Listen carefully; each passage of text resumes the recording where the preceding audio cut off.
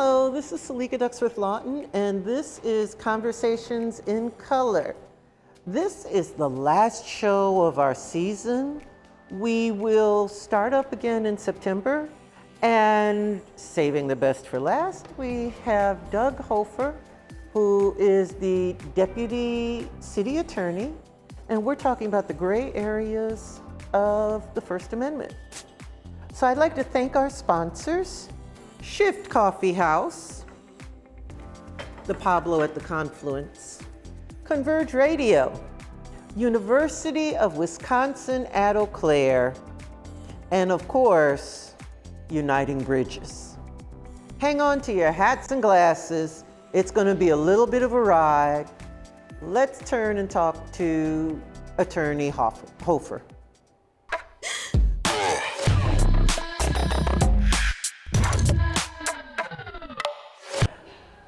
Hello, welcome to Conversations in Color, where we honor the 3 H's: honesty, humility, and humanity.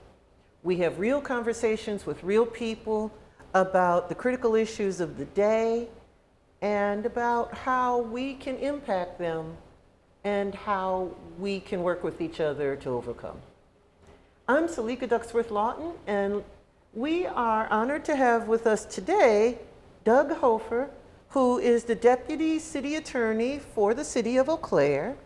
He has published on the First Amendment, and he's here to talk to me and us about the gray area between harassment, threat, and protected speech. Thank you for coming on. We're so happy to have you. Thank you for having me.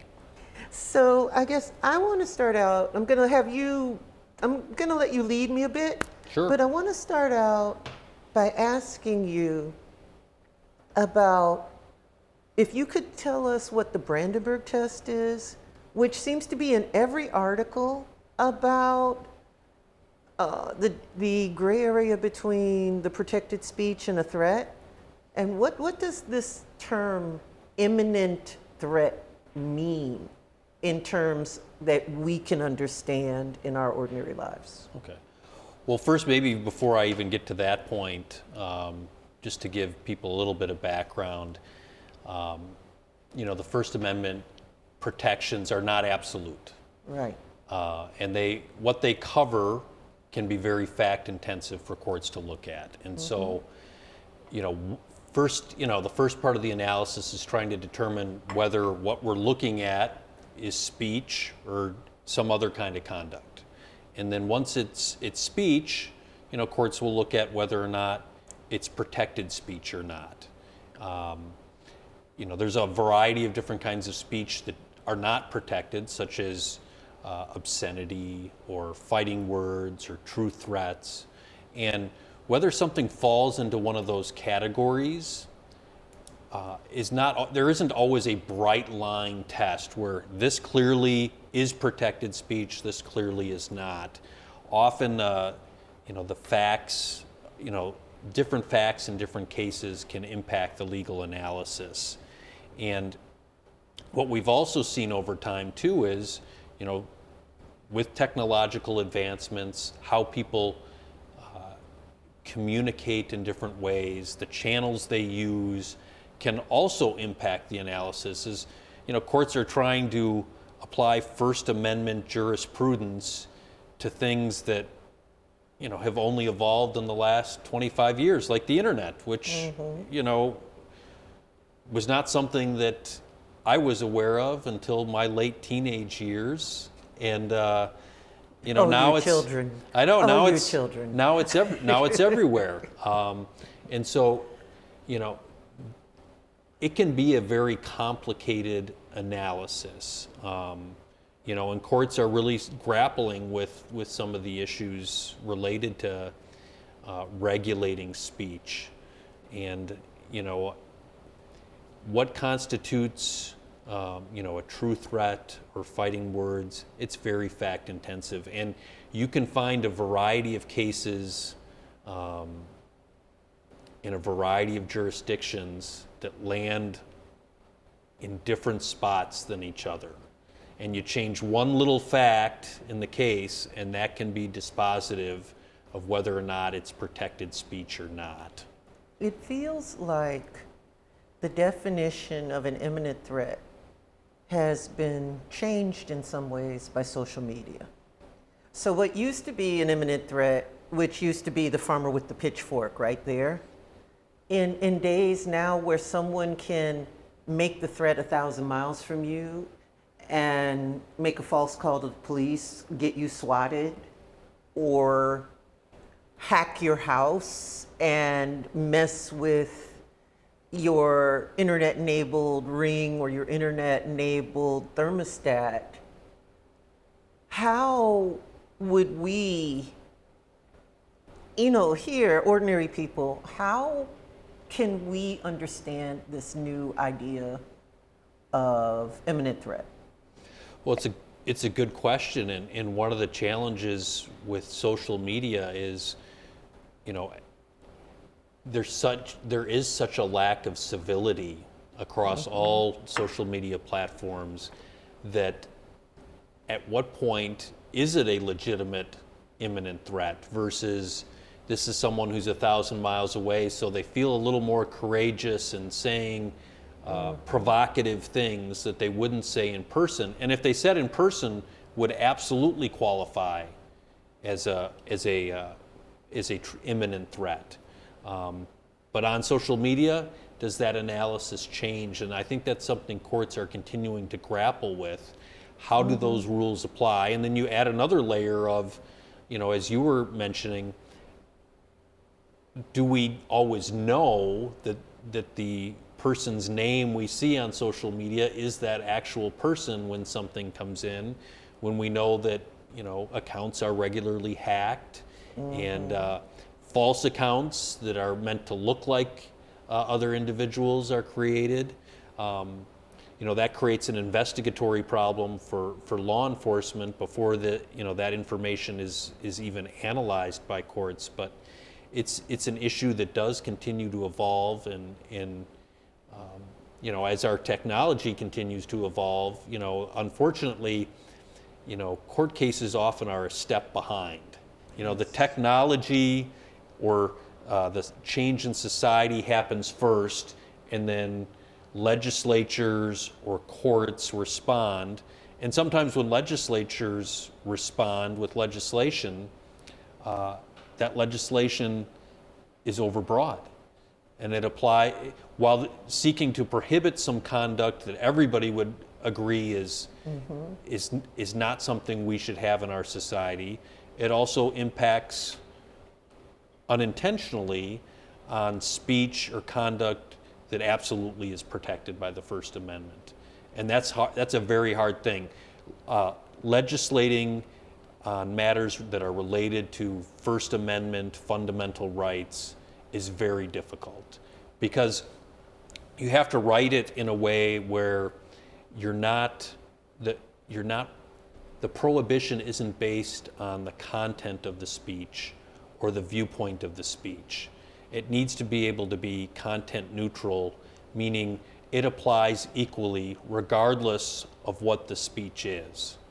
Well, you have a set of parents right now who are suing Barnes and Noble to try to get them to take certain books off of the shelves because they said these young adult books were not age appropriate for their children. They're also calling them obscene because they're memoirs. And that's in, I want to say, Alabama or Georgia, but we expect to see that here.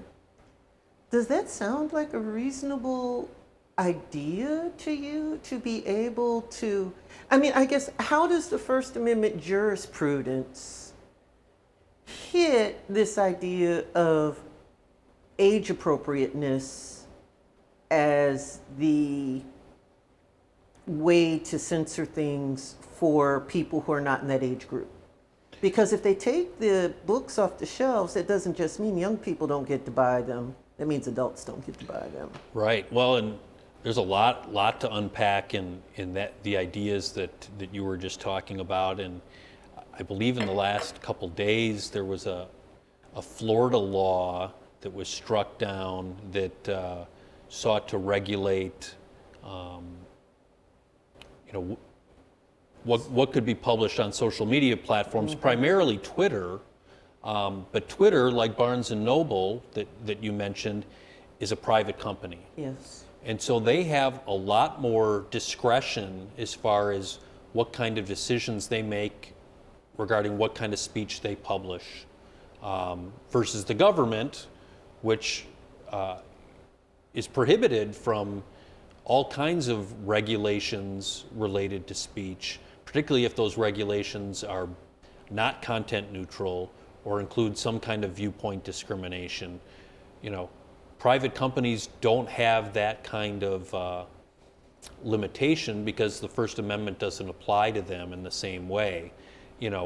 I think for most of us Americans who cherish free speech principles, those principles are important to us, whether it's the government prohibiting that idea or some sort of private company, and so I think, when private companies like Twitter pick and choose what ideas they're going to publish, that does create concern for people, even though it may be outside the impact of the First Amendment. I think many people want to see the free exchange of ideas across all kinds of platforms and all kinds of places, so that that we can have laboratories of ideas where, as a society, we can discuss and improve our thinking and try to persuade our neighbors that our policy preferences are the best policy preferences. Now, it seems to me, and this is just Doug Hofer, private citizen speaking, that it's become harder and harder in our country to engage in civil discourse, that the level of tribalism we have in our country and an inability to engage with people who may see things differently than us is getting harder and harder. And I think that seems to be a component of not only some government regulation, but also private company decisions regarding what kind of speech they'll allow on their platforms. Well, that kind of brings us to what we were talking about earlier. And it's not just a civility issue, but it is, where is this gray area? Because there are things that people think are protected speech. And I always say protected speech and not free speech, because free speech isn't a legal entity. But protected, the law sees it as protected or unprotected, not whether it's free or not free. There are people who are on the left who will argue that certain insults, racial slurs, certain types of discussions should be limited, arguing that they will make people unwelcome or that they incite violence. Mm-hmm. There are people on the right who argue certain discussions should be limited based on ideas of immorality or age appropriateness, or more recently, we're seeing them use the terms obscenity and porn. Mm-hmm. But the extremists on both sides, they'll always say they feel harassed, they feel upset, they think that this speech should be limited. So what is this, and people argue over what the speech is. Right.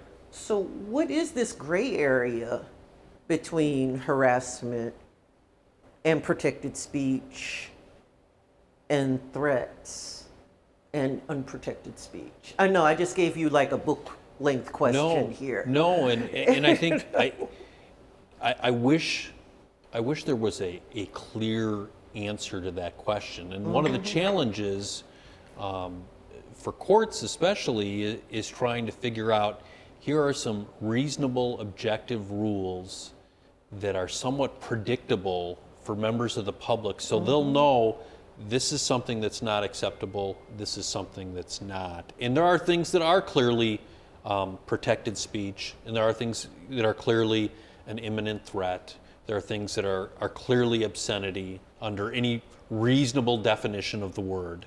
And then there are a lot of things that are offensive to many people, but does that level of offense taken rise to an objective criteria of an imminent threat or of obscenity, or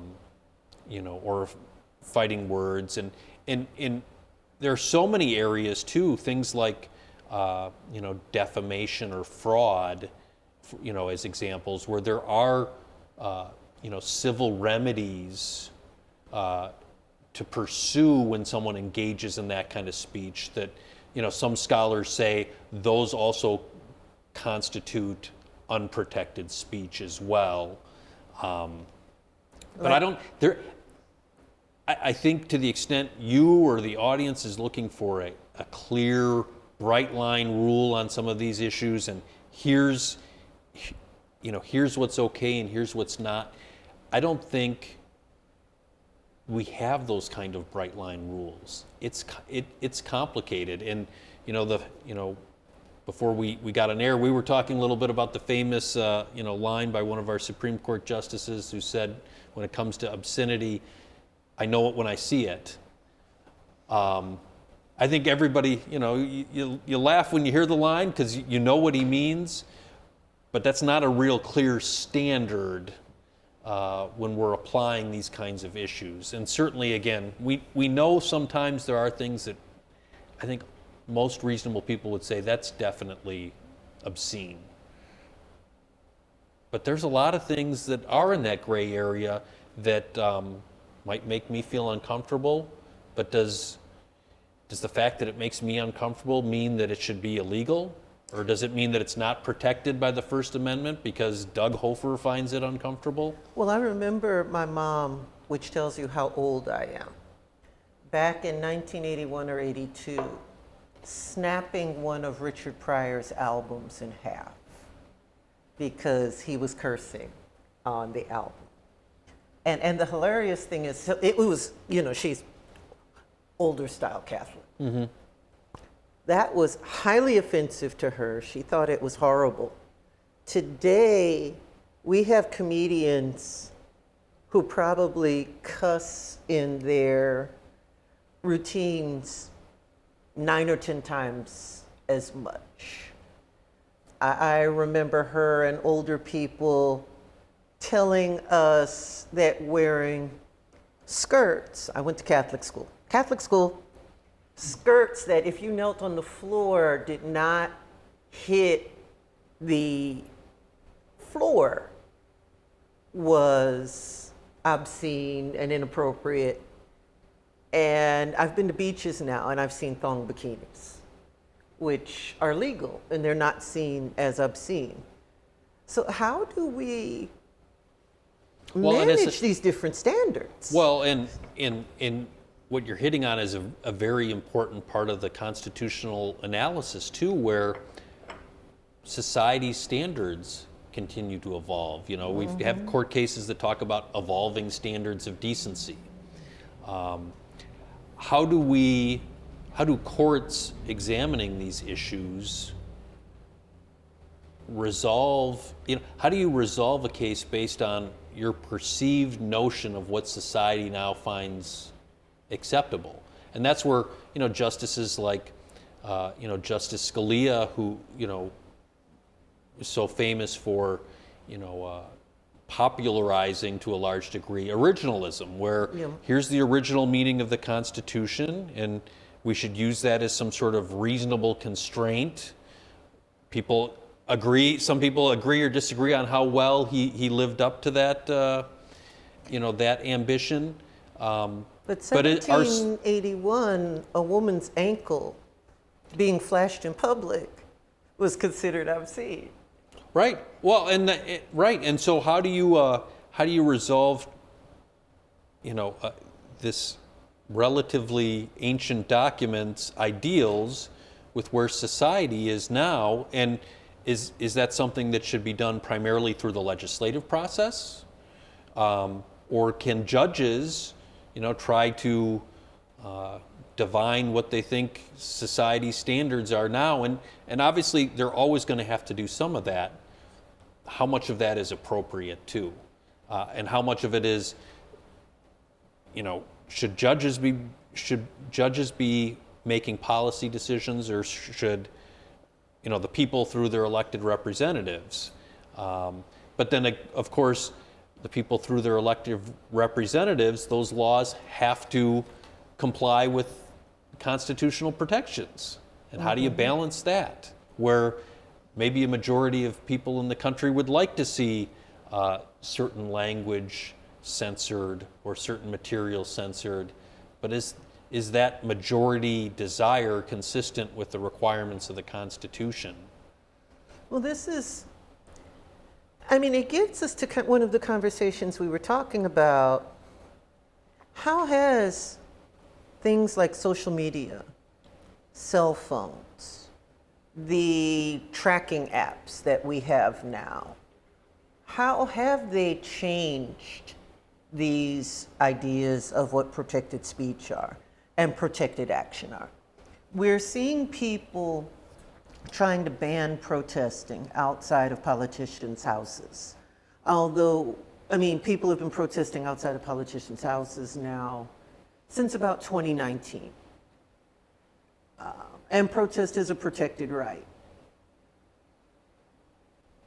When does a clustered minority get to veto or get to say this is not our community standard and have that apply to other people? Sure. And again, through their elected representatives, can you come up with limitations on protests that are content neutral, that don't change based on whether I like this particular idea that's being forwarded here and I don't like this other idea? When it comes to protests, the right to protest is largely a fundamental right, but like other rights in the First Amendment, it's not an absolute right. And so, for example, in the city of Eau Claire, we have restrictions on marches and rallies that use public streets and obstruct people's use of public property. In those situations, there may be a permit that's required, for the march or rally, but that is independent of the content of the rally. That would apply to, and this is an extreme example, but it's an effective example when you're talking about, free speech issues. It would apply equally to the Ku Klux Klan, which I think everyone agrees is a horrible organization that for a while seemed to be marginalized. Unfortunately, we're seeing more white nationalism again, but would apply equally to the Ku Klux Klan or white nationalists as it would to Black Lives Matters. And if the rules apply the same, regardless of the content or the viewpoint, of the people engaged in the conduct or the speech, there's a greater degree of flexibility governments enjoy in coming up with those rules. Now, when it comes to banning protests in front of politicians' houses or judges' houses, I think the argument those that are putting these laws forward would say is this is a content-neutral time, place, or manner restriction, that regardless of the reason that you're going there, whether it be related to abortion rights, as we've seen recently, or lowering taxes, or whatever the reason, that rule would apply the same. Now, because this is a relatively new phenomenon that hasn't been litigated much yet, we don't know where courts are going to land on those kinds of arguments. And often, again, what you see happen is, okay, people start engaging in a certain kind of activity, laws are passed, courts review those laws, and based on those decisions, that may impact how much of the law, can move forward, and then people adapt their conduct. Okay, if the law, prohibited A, B, C, D, and F, and only A, B, and C are legally problematic or constitutionally problematic, we'll just do, D, E, F. And so it's a constant, fluid process that, thankfully, keeps lawyers like myself employed, being able to provide advice and analysis to others on what these decisions mean. Well, one of the things that's in the media that a lot of people express confusion about is the idea of a true threat. And when we were talking earlier, you had said, when I brought up harassment, well, what is harassment? And what is speech? What would be a true threat?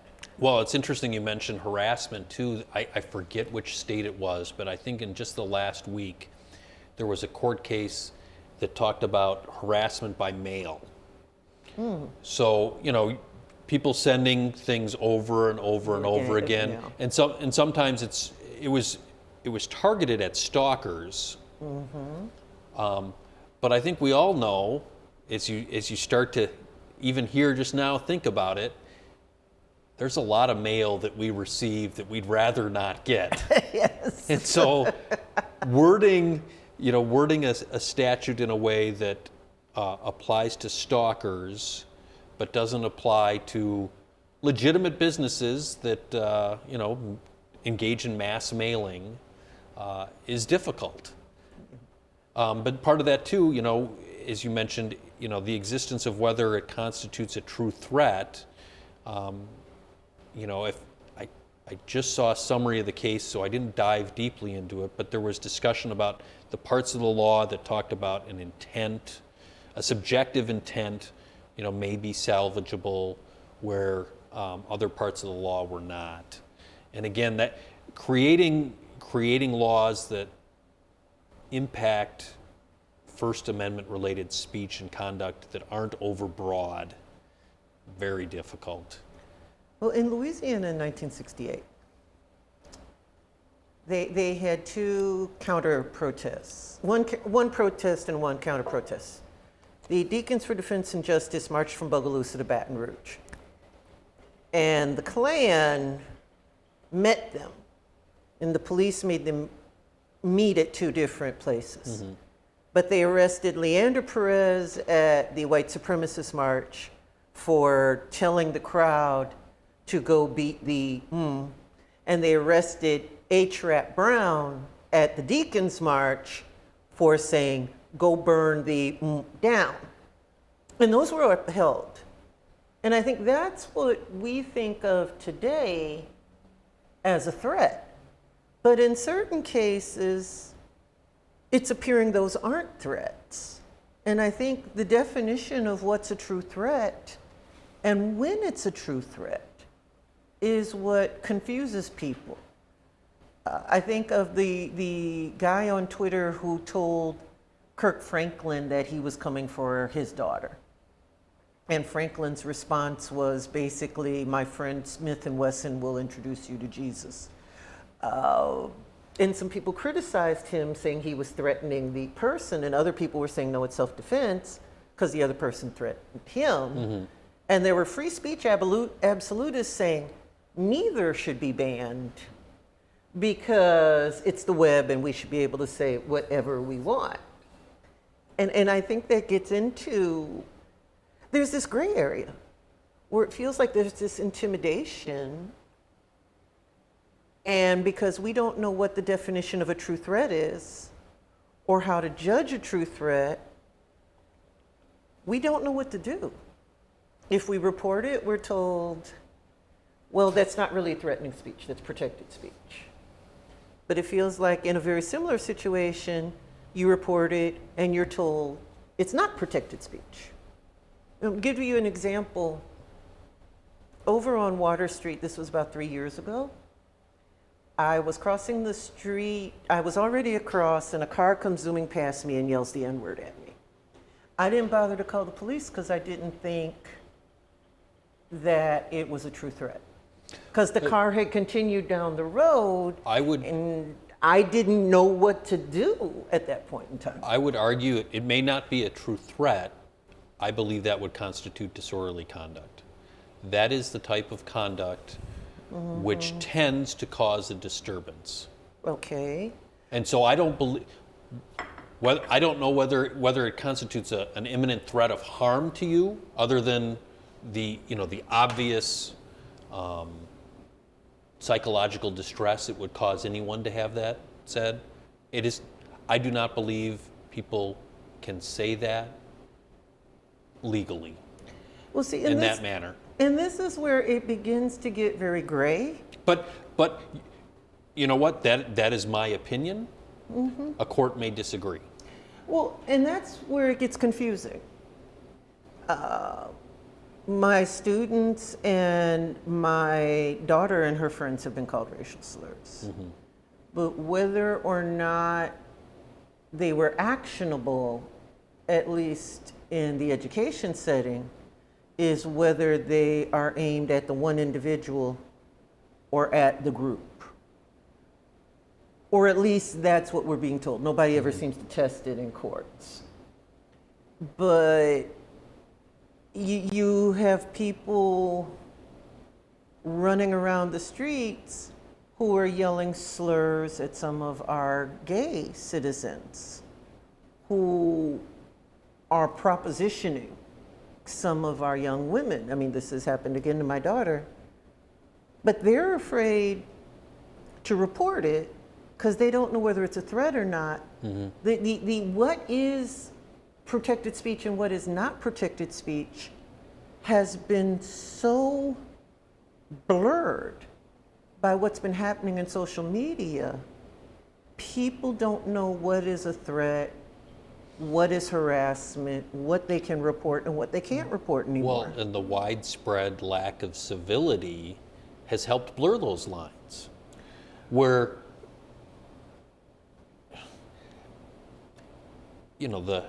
the word you just mentioned, I'd like to think 20 years ago that would have been a lot clearer.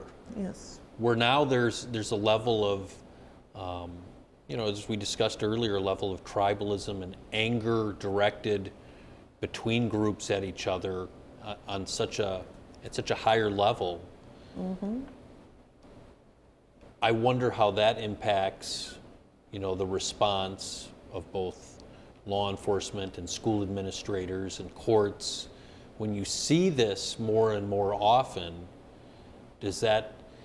how does that blur the legal lens when you're talking about, what is protected speech?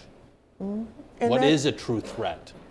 And I think that is part of the problem, because we've had so many people engaging in speech, God, I'm about to sound old, that in my day would have been seen as inappropriate, unprofessional, or crossing the legal threshold. And today it seems like the threshold has become geographic or has been blurred. Especially in the case of slurs and some kinds of per se defamation. Now, I've got the First Amendment expert here, so I have to be careful. Per se defamation, in my understanding, are these slurs and names that on their face defame a person, like calling a woman a slut or calling someone a racial slur.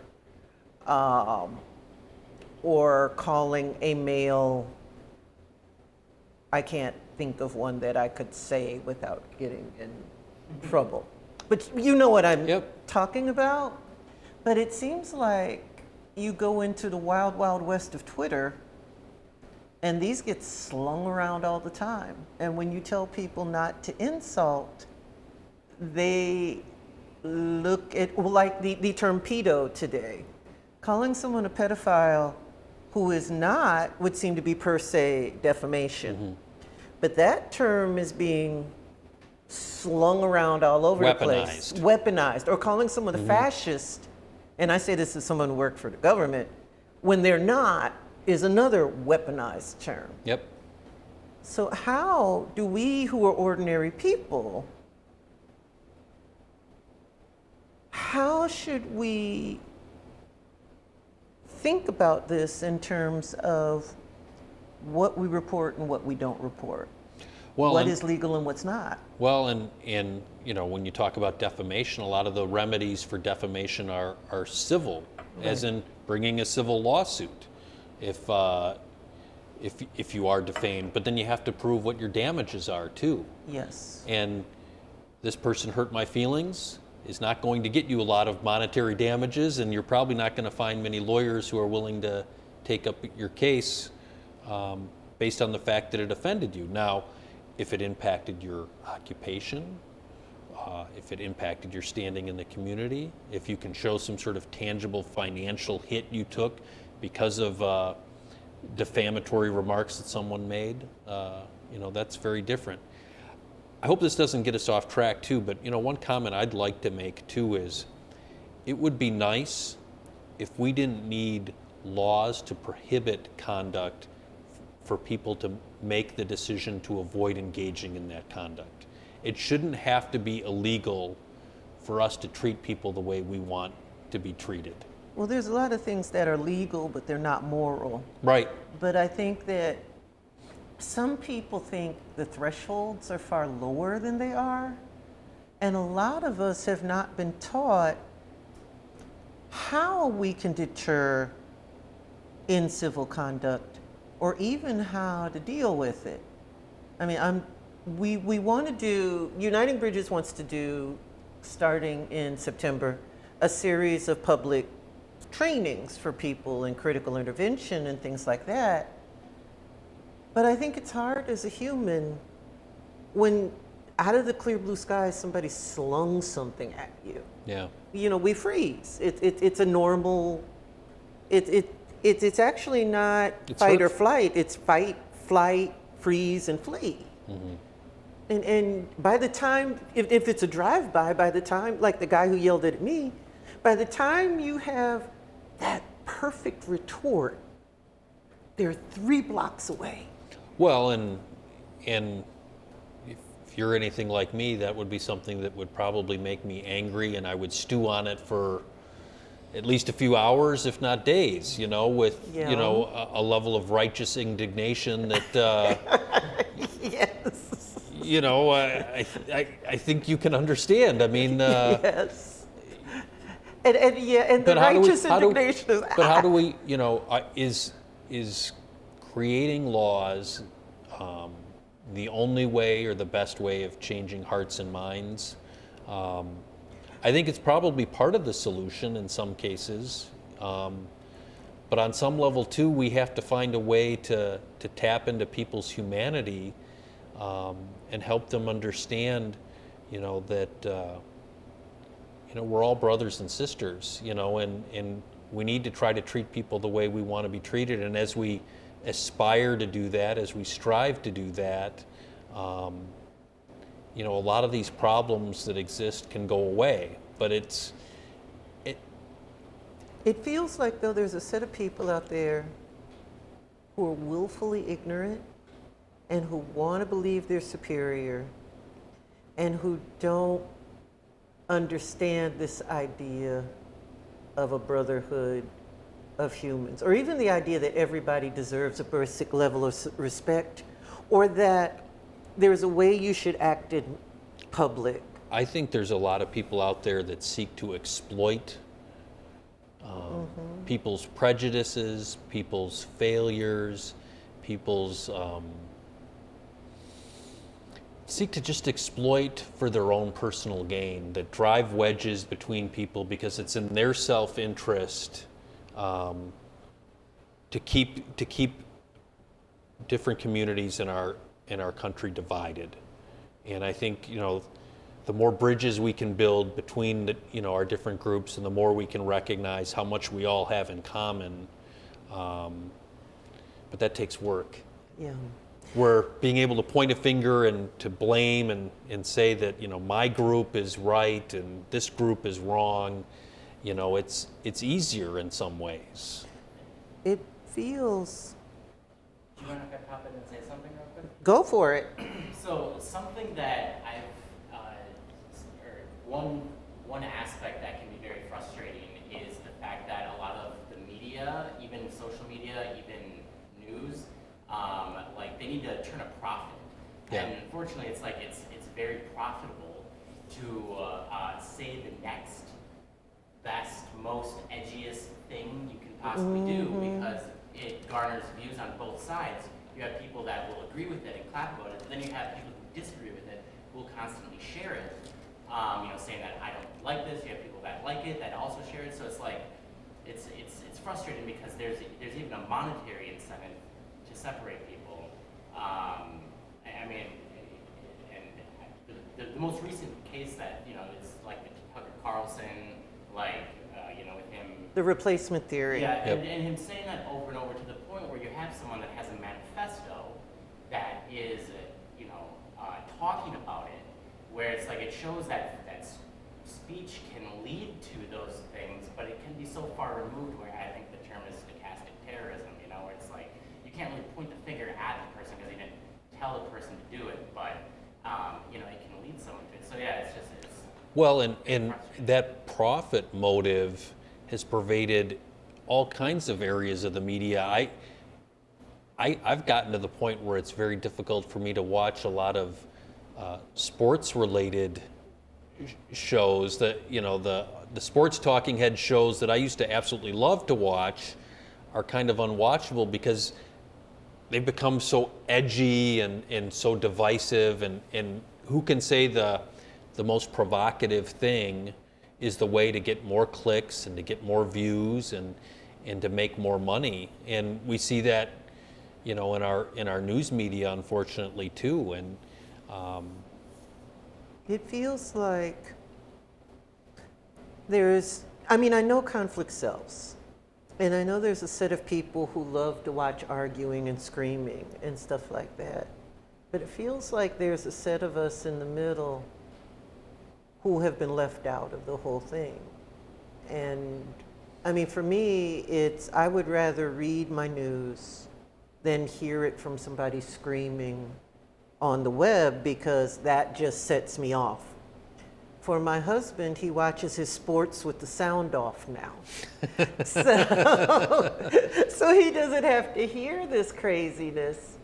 But it really feels like these all right, this is gonna sound bad. Back in the day, I'm old, I'm admitting it. Provocateurs were either shunned or in middle school, they were laid out on the schoolyard, but there was a consequence to being obnoxious. we did a better job of self-policing many things. And today, I think of my grandmother looking at somebody badly behaved and saying, well, that child was born in a barn, or obviously had no home training. It feels like we've got this critical mass of people who were born in a barn. God, I sound like old Louisiana now. Who just never were taught there's a way that is polite to behave in public. And I get that you can't always care about what people think. But maybe what we need to do is to start giving some of these people some social consequences. If they don't get invited to the neighborhood cookout, if they don't get, I hate to say shunned, but sometimes it feels like that's the only thing that's going to stop some of our agents provocateur. Well, and I think, I very much understand your comments about those of us in the middle who just want to focus on, making our society a little better, making it more welcome to everybody, making it more just, more fair, eliminating barriers to success that some groups have suffered because of systemic obstacles we have in the way. We want things to be better. And it feels like sometimes, we're kind of that, if not a silent majority, a significant silent proportion of our society. And it's like, I will admit, I will rarely post on Twitter because I don't want to deal with Twitter trolls. I'm somewhat afraid of Instagram. I will like on Instagram because my daughter makes me. I'll go out and, yes, I'm not part of the cat brigade, I am part of the puppy brigade. I will like the puppies on Instagram. Sure. But I don't want, I have students who are going, you should put some of your lectures on Instagram and on TikTok, and I'm looking at that and going, I don't really want, I feel like my speech has been chilled by some of this behavior. I'm very cautious on Twitter too. And if you saw my post, you'd see a lot of retweets for free autograph sports memorabilia and a few responses. But at the same time, I've had 4 or 5 little discussions with George Foreman on Twitter. You know, he's you know, not just the grill guy for those of a younger generation. Some of us are a little older and remember the Rumble in the Jungle and stuff like that. Right. You know, I've had conversations with Jim McMahon, Chuck Yeager when he was still alive on Twitter. You know, I can go through the list. That's a cool opportunity that didn't exist before social media. But yeah, it can be very divisive. And again, it's a privately owned company that, you know, I don't know whether Elon Musk is going to take it over or not, but he promises if he does that, you know, it will involve less censorship, and we'll see whether that's better or worse, whether that happens or not. I think Twitter is going to be exactly the same, whether he has it or somebody else. I'm not sure anyone can control Twitter. Right. You know, there's just too many of them. Well, because like you have, it's a global thing, so you have to abide kind of by the global standard. It's not really about the country. Like, unless if you really want to go through and start, I mean, how do you even do that when there's countries that you can access Twitter, but they have more speech that's censored? It's like, does that just not leave their country? But then VPNs happen. It's like it just, I think they're blocking Twitter in China because, I mean, that gets to it too. There are some people who think that being critiqued or criticized or told you're not doing something or you could do something better, they think somehow that's a threat or that's an insult or that's somehow unprotected speech that they get to retaliate against, and you should be banned because you criticized me. Well, one thing I'll say too, oh, I'm sorry. Well, I mean, no, but I mean, that's, you know, China, we know that. We know Russia has already cut off Twitter because people were putting the videos up, and Right. China still has TikTok, but Russia, parts of Eastern Europe, and parts of Venezuela have cut off TikTok because of people using TikTok to talk about the Ukrainian war, to talk about issues of abortion and religious freedom. You know, on one hand, I don't want to hurt the people who are doing that. But on the other hand, the Twitter trolls make me want a way to put metaphysical hands through a screen and backhand them.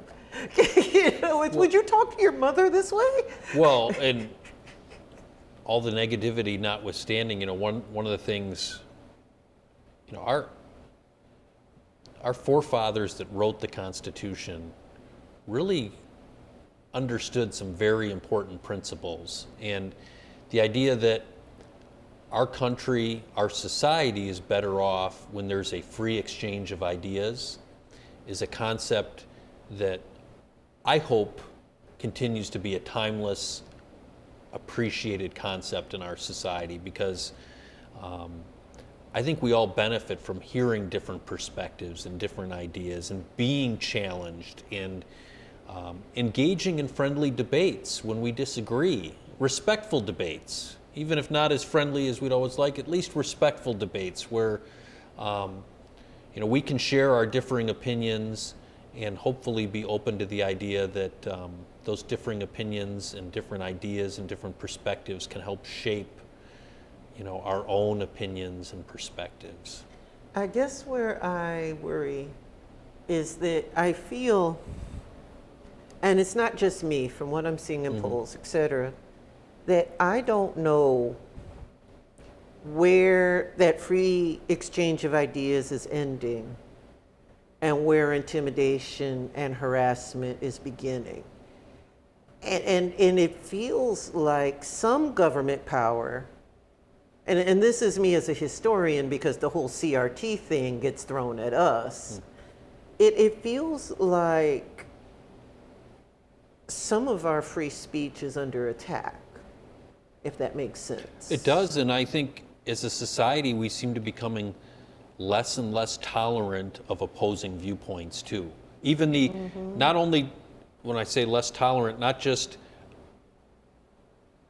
you're not going to persuade me, I think you don't have a right to share an opinion that differs from mine. Yes. Where historically I think, we've tried to protect even the most outrageously bad ideas and speech that people communicate, that that idea is horrible, but I'm going to protect your right to share that as long as it's not unprotected speech, it's not obscene, it's not a true threat. But it feels like there's less and less desire to engage and allow speech we disagree with. And I've seen, the college campuses, people shouting down visiting professors that are expressing ideas they disagree with, where they don't think people even have the right to express some of those ideas. And Well, you're getting that on both sides now. for sure. And it's difficult because, well, we just had Cornel West and Robert George here. And on one hand, we want to have a good learning environment for students. We don't want to chill the classroom. But on the other hand, we have to be able to talk about ideas.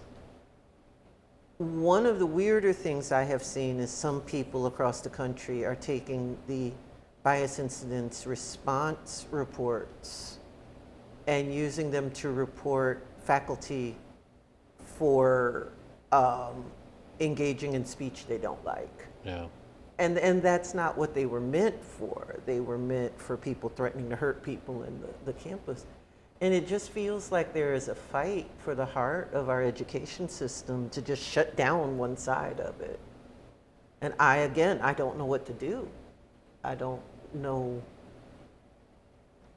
It feels like this gray area is so very difficult to deal with. Does that make sense? I think it does, and I think it is. I think, our own standards in society continue to evolve, so will laws, so will court decisions.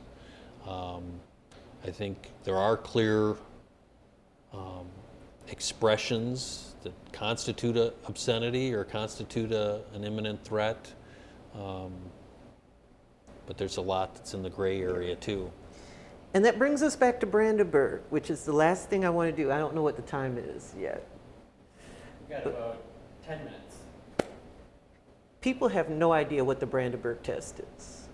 And they have no idea why it's so important in the idea of protected speech and threats and things like that. Could you talk about it a little bit and why it's important? Well, it would be difficult for me to get into it without it being overly academic, except to say that in all of these areas, again, facts matter. Yeah.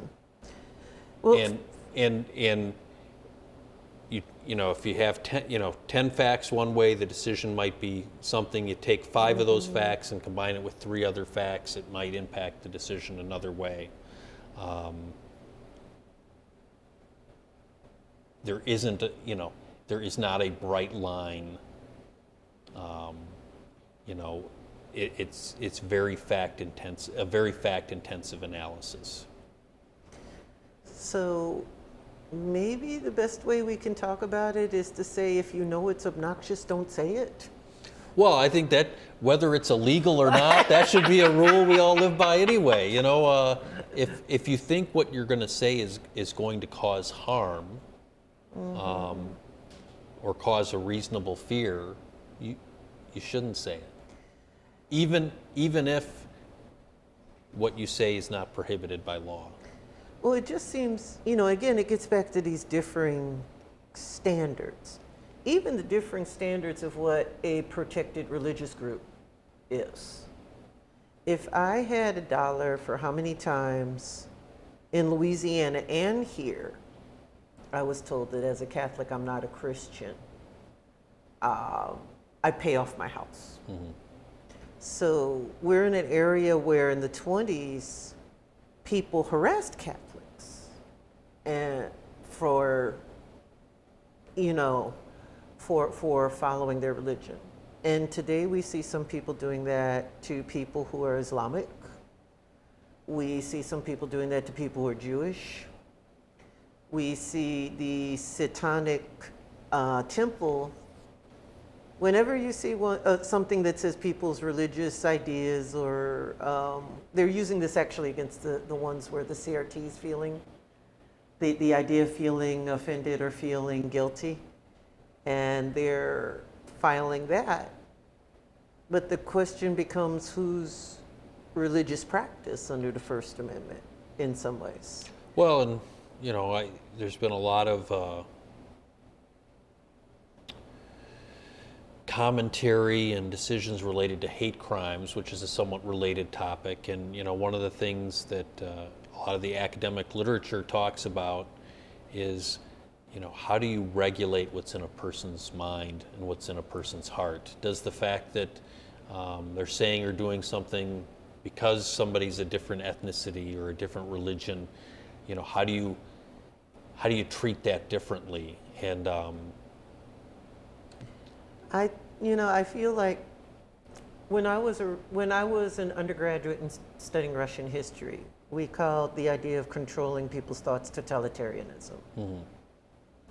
And what we were taught is people are free to be prejudiced, but they're not free to act on it. Right. I guess part of the problem with that concept for a lot of people, and it gets to your point about we can't legislate everything away. Mm-hmm. It is how do we enforce some sort of standard of civility that is tolerant of everybody's religious practices, that is, all right, if they're running naked down Water Street, maybe not, but you know what I mean. Right. That is tolerant of people's free speech, that is tolerant of people without intimidating or threatening or misbehaving. Well, I forget what judge said this, but my right to swing my fist ends at someone else's nose. How do we provide room for people to enjoy their religious practices, enjoy, living their own life in a way that doesn't reasonably interfere with others? And circling back to the hate crime issue, there is something more pernicious when crimes are committed for those reasons. Mm-hmm. There is a psychological harm, in my opinion, that is more significant when things are done for that reason than when that reason doesn't exist. If someone assaults someone because of their race or religion, I think that creates a greater harm than if they just assaulted them for a different reason. But how to legislate that appropriately within constitutional guidelines is very complicated. And what worries me is enforcement, because depending on the group you get in power, it can be enforced very differently. Yes. The legal term is disparate, but Yep. It's enforced against one, it's not enforced against the other. I mean, that's why I wind up sounding schizophrenic to people. I'm conservative on some things and liberal on the others. For instance, New York has the law that regulates what you can buy for soda. Stop laughing. They've banned the 20 ouncers. And one of the reasons why I oppose that is I'm afraid that poor people who buy a 16 to 20 ounce Coke are the ones more likely to have it enforced against, or pregnant women or somebody like that, Right. than somebody out in the suburbs. So, so I'll ask you, take your lawyer hat off and take your neighbor hat on. The neighbor who may see my crazy dog running through his backyard at some point. I'm sorry. I'm apologizing now. I'd be more than happy to call you if that happens. He'll kill a couple of bunnies, so it's not like he does it without providing some service.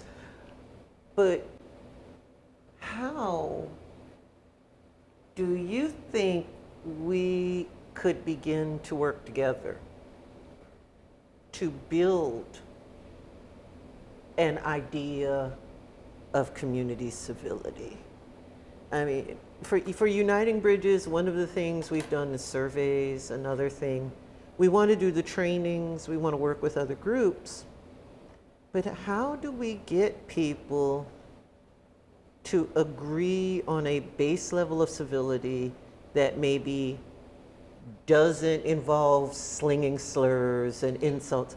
Justin was with me when we were in that school board meeting. Great. Awesome school board. And I, naive little child that I am, looked at one of the people who had gotten the meeting shut down, and this was in the pause before they brought it back, and said, "We're in Eau Claire, we don't act like that." And this person snorted at me. And what I was saying, we don't sling the slurs, we don't scream and yell and insult and act a fool. And this person sort of snorted at me. So clearly they were not going to be, I'm Catholic, we believe in Catholic shame, that kind of stuff. How do we work with someone like that to get them to understand there is a standard of behavior, and if you don't obey it, we're not going to listen to you? Well, and to me, part of the problem is, for people like you and I that want to engage in civil discourse, how do you keep the good people who want to engage in civil discourse engaged when being engaged means having to tolerate that kind of behavior?